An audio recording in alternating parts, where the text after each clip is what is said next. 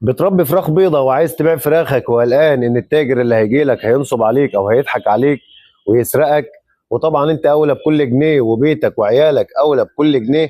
فانا جاي لك النهارده عشان اقول لك على اكتر 6 طرق ممكن التاجر يسرقك بيهم. فعايزك تركز معايا، وقبل ما نبدا اي حاجه هتذكر الله وتصلي على سيدنا محمد عليه افضل الصلاه والسلام في تعليقات، وهنخش في الموضوع على طول. ما تنساش برضو اللايك والشير والتفاعل. ويا جماعه الفيديو ده بالذات يا ريت اي حد يشيره عشان يوصل لاي حد برب فراخ وما يقعش في اي ورطه زي دي او يتسرق، وهو حرام يعني شغال وشقيان ومتمرمط وفي الاخر شقاه وتعبه يروح يعني اونطه او في الفاضي. مع كامل احترامي طبعا لاخواتي وحبايبي التجار المحترمين، الناس الشريفه، الناس اللي عارفه ربنا، انتوا على راسي من فوق، ولكن الفيديو موجه للناس اللي هي يعني ما عندهاش ضمير، معدومه الضمير، ما عندهاش قلب، ما عندهاش رحمه. ربنا يهدي الجميع وربنا يرزق الجميع وما يخسر اي حد ابدا. ويلا عشان ما اطولش عليكم هنخش في الموضوع على طول. عندنا اول طريقه ممكن تتسرق بيها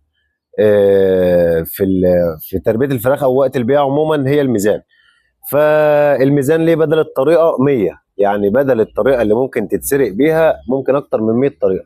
فاختصارا لكل ده، بلاش تخلي التاجر يوزن بالميزان بتاعه. انت يبقى عندك ميزان او تشتري ميزان او تستلف ميزان من حد جنب منك تشحت ميزان، المهم ان الميزان يكون بتاعك انت وواثق فيه. ده عشان ننهي الجدل في حته الميزان تماما. هنيجي بقى نتكلم في الالعاب اللي بتحصل والحكايات اللي بتحصل كتير. يعني في مثلا وقت التحميل ووقت البيع والشراء، ممكن مثلا التاجر جاي لك ومعاه وليكن 100 قفص ومكسلين او يعني مستعجلين ومش عايزين توزنوا الاقفاص الفارغه كلها، فبيقول لك انا اقفاص مدربه كذا مثلا، فيلا نتوكل على الله وخلاص. فانت ممكن طيب على نياتك وبتوافق، وممكن اقفاصه تبقى مدربه اكتر من كده والفرق ده بيروح في جيبه. وممكن تاجر تاني برضه يجي لك يقول لك تعالى يا عم هنوزن 10 اقفاص ناخدهم شيشنا ونقيس عليهم باقي الاقفاص. فيقوم منقي هو بقى التاجر الصايع اللي جاي ينصب، يقوم منقي اتقل 10 اقفاص عنده وياخد عليهم شيشنا باقي ال 90 قفص. واحيانا الفرق بيوصل في الوزن ما بين القفص والتاني لحد نص كيلو. يعني تخيل كده ان في فرق يعني مثلا نص كيلو في ال 90 قفص التانيين، ولا حتى 300 جرام في ال 90 قفص التانيين. هتيجي تبص تلاقيهم برقم كبير، يعني ممكن يخش له في ال 30 40 كيلو. فحرام، انت اولى، يعني انت اولى بكل مليم. يبقى دي تاني طريقه معانا اللي هو ممكن يغفلك في حته الاقفاص دي.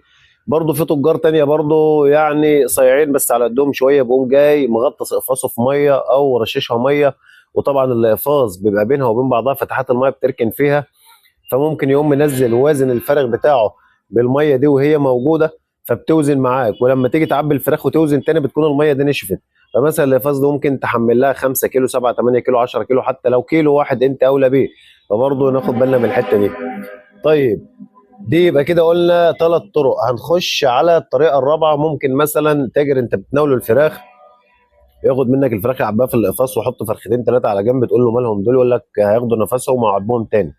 فانت على نيتك فبتسيبه وتدخل العنبر تناوله الباقي، يقوم واخد الثلاث اربع فراخ دول حاططهم في الدواسه عنده في العربيه او في كابينه العربيه او ورا الكرسي ايا كان. فبتبقى انت كده اتغفلت في 3 4 5 6 فرخات، انت برضو اولى بيهم.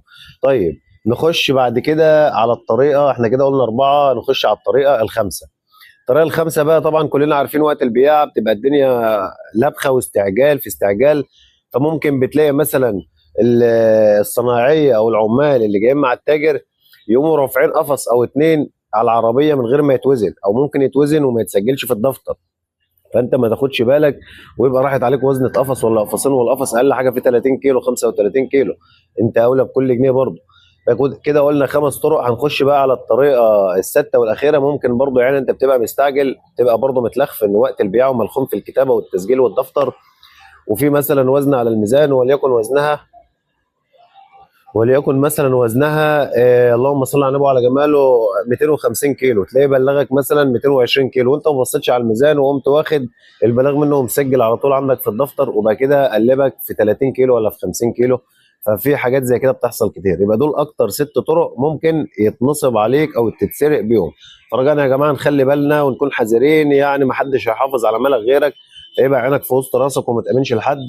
والتجار برضو اخواتنا وحبايبنا الناس المحترمه، انتوا على راسنا وبعيد تماما عن الكلام ده كله، بس انا بتكلم على الفئه المعينه اللي بتعمل الكلام ده، وبنوعي الناس لكده عشان برضه ما حدش يتضرر، والناس غلابه وكل واحد يعني في اللي مكفيه.